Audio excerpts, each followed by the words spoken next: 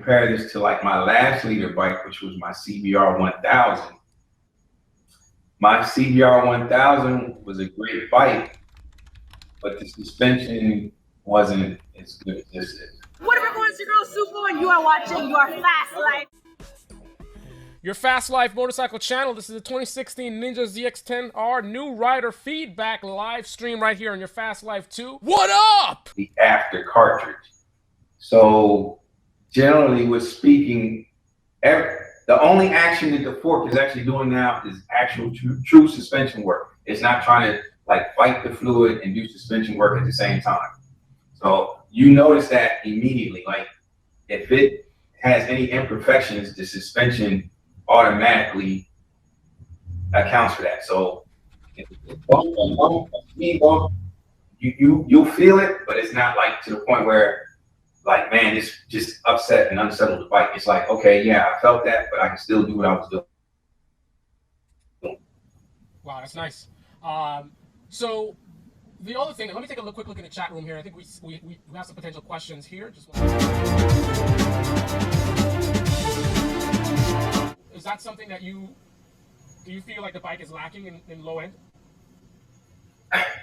Now, that one I wish I could really answer now, but I can't because, like I said, I've been riding it around in low mode, and I've had it in the most intrusive traction control just because I'm on the East Coast and the temperature's not really rising above like 40-something degrees. So it's like you don't want to really go out there and start whipping it up, especially on new tires and fling the thing into a tree. But from what I've been doing is like I said, I've been riding on the highway, and I'll ride it at whatever they recommend you stay at 4,000 RPMs. Well, I'll stay at 4,000 RPMs, get up to 6th gear, and then I just do a roll on. I'll just sit there and roll the throttle and see how smooth and easy it is to get from whatever, point A to point B. And the other day I took it up to like $8,000. And $8,000, I was like up to 100 miles an hour, and it was like instantaneous. It wasn't like you felt anything spin, you didn't feel it buck, it didn't jerk. It was just like real smooth. So it was like real linear that once you turn that throttle, then the bike's gonna do what you asked it to do. So it's like I'm twisting it and it's gradually pulling. Nice. Well, I guess also your cold conditions, you're not gonna be braking that hard, but still, what's your feedback on the braking on it?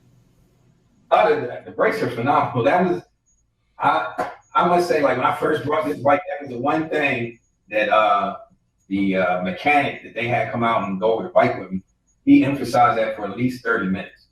I mean, it was to the point where he took me outside to his Ducati Panigale and was like, look, we have the same brakes. I'm gonna give you a story. Don't do this. I was like, okay. So he was like, whenever you're riding, this bike is usually gonna be a 1 or 2 finger pull. He said anything else after that, it's either an emergency or you're gonna flip over the handlebars. I said, okay, I got you. Wow. And basically, that's all it takes. It takes 1 to 2 fingers and I can bring this beast to a stop. Wow, that's awesome. So great brakes, great suspension, smooth acceleration. You also said it was comfortable, and then part of that's coming from the suspension as well. Well, a lot of that's coming from the suspension. What about the ergonomics? How does it feel in terms of how aggressive of a riding position are you? Lean forward too much? For me, not. It's not really that aggressive. I like to keep my toes back up on the pegs, so you know. This is good for me. And I don't know if you said this before, but compare how aggressive that riding position is to the ZX10R. And also let us know what year that was too, the ZX10R. Okay, well, I'll do one even better for you. All right, so this is the 10. All right. So this is my normal seating position.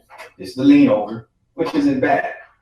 Now, I'll give you an example of what it looks like on 14. So here's my 08 14, and the 14 sits lower as far as to the ground, and then it's like your feet are barely off the ground. So it looks the same as far as your legs being bent, but this bike sits lower and your legs aren't coming up as high. So this is almost like sitting in your lounge chair, and this is like, you know, it's a race bike. So it doesn't bother me to sit on my 10. Nice. The actual weight of the bike versus how heavy the bike actually feels. the ZX14R just around town, how heavy does it feel compared to the ZX10R? This bike feels like a feather up under me when I'm around town. Just like right now, I'm wheeling this around in the garage, and it's like nothing. This is, I'm moving it back and forth, left and right. It's like nothing. It's like nothing's up under me. Now that 14, I can't do that. Now my cruiser bike, I can't do that. So yes, this is like night and day between my different vehicles. Here in I usually, because I'm from Pennsylvania, so I usually get up with my boys and we do a lot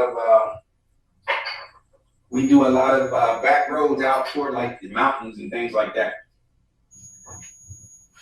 Oh, so you do like twisty roads. I mean, unfortunately, I know you're not gonna be doing much of that stuff with those temperatures, but Oh yeah, I love doing twisties. We go out into the mountains, or we'll find a nice like desolate countryside road and just ride that out for hours, and get something to eat or something to talk, and then turn around and come back and do it again. I have a video, like it was a ride to New Hope, I think it's called, on my page, and it shows me and my buddies just taking a nice long ride along the riverfront.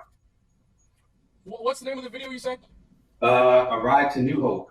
Let's take a look at that. If you guys have any questions, post it in the chat room. Don't be shy, man. Let's see, New Hope. It's not coming up.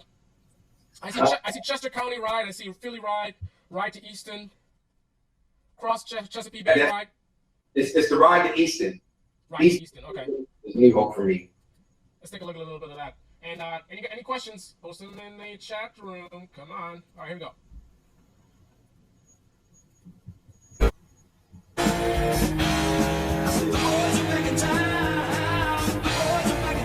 And we're watching SpeedyCRZ's channel here.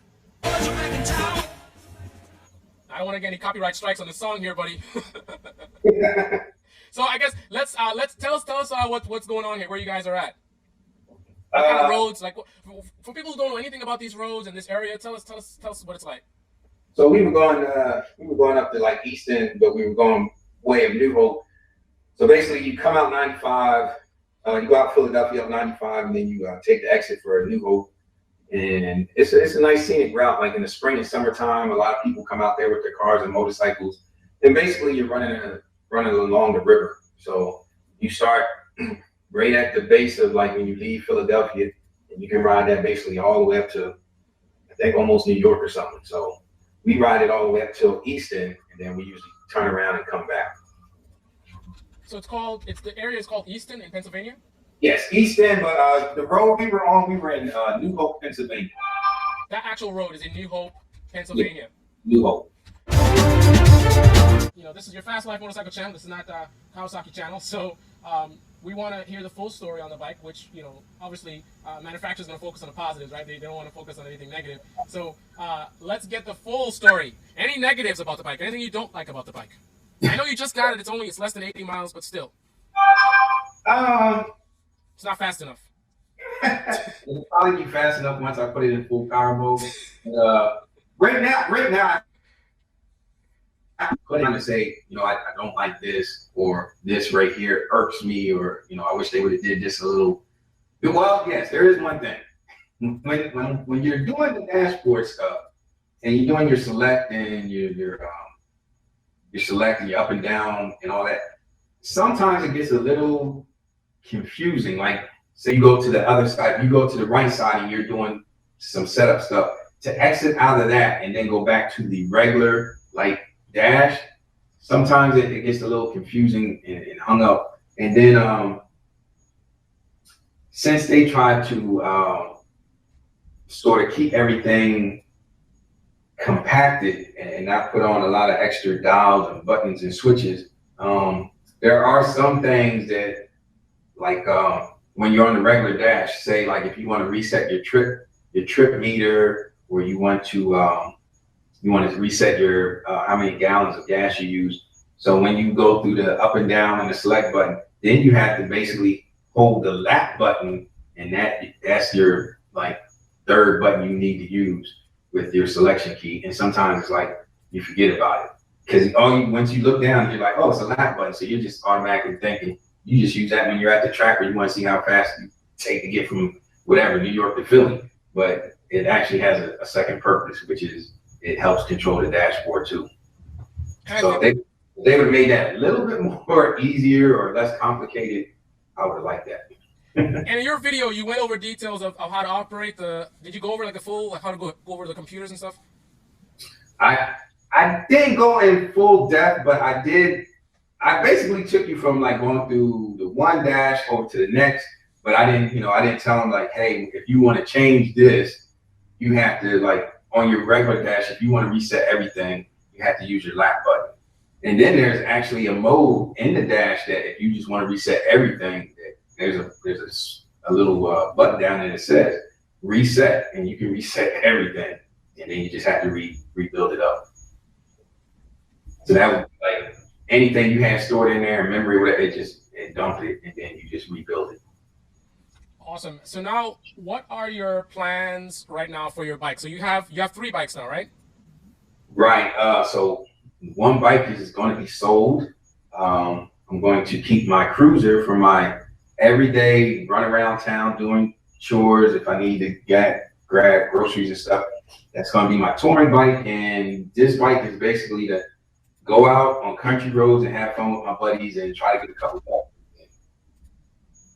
That's what the ZX10R is going to be for. Yeah. And then you had a cruiser bike as well. Right. My cruiser is the one that's sitting here to my left. So that my cruiser sort of looks like a Harley Street Glide. So it has the saddlebags, the stereo, all that good stuff. So what is it? What year and model? It is so that is a 2013 Victory Cross Country. And how has that been? You enjoyed the bike? You like it? Oh, I love that thing. That bike can lean over just as good as my ZX14 did. I'm always scraping the floorboard on this bike. So, this is the main reason that I got rid of my 14s, because it was like the only difference is I don't have the power on this Victory that I did on my 14s. But as far as practicality, like for me to go back and forth to work and carry luggage and the extra person and everybody's comfortable, this is the bike to do it. Then I said, I just want a bike that I can go out and just have fun on. If I go to the track, I can go to the track. It's like I can go to the track on a 14, but after a while, trying to flip that porky thing into a corner gets sort of tiresome. All right, so we have one final question from Jamrock, or comment. Let's see, Jamrock Motovlog. The only thing I hate about this new... I want to post some more videos when I do some more stuff with the bike. So just keep a lookout, because as I get it broken in, I want to at least do a video when I'm out on the bike, actually on the road, and I want to get an undertail, and I'm going to try to do a video with installing the new undertail on that. Nice.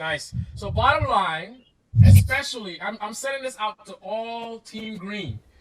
Team Green members out there, show some love to a fellow Team Green member here. He's got the ZX10R. Give him a sub, man. Show some support for a fellow Kawasaki rider here. And which bike are you selling? My 14. My sister is actually going to buy that. Oh, she's already going to buy it. Okay. Yeah. Well, all my hardcore fans, the ones who really know what's up, the ones who got to join in this stream, you guys are on your fast life too, and I thank you for that. And stay tuned for more awesome videos. Somebody just joined. Whoever it is that just joined, where have you been? You missed out on an awesome stream with SpeedyCRZ, and we are out. You are watching Your Fast Life motorcycle channel, the most awesome motorcycle channel in the universe. And I also have a car channel, Your Fast Life car channel. Follow me on Twitter, Instagram at carlylespicks. And I'm out. Yeah. What up, everyone? It's your girl Super, and you are watching Your Fast Life. My life is fast. Your life is fast. We need to be watching this channel together. Get to it. Comment, thumbs up, subscribe. Peace.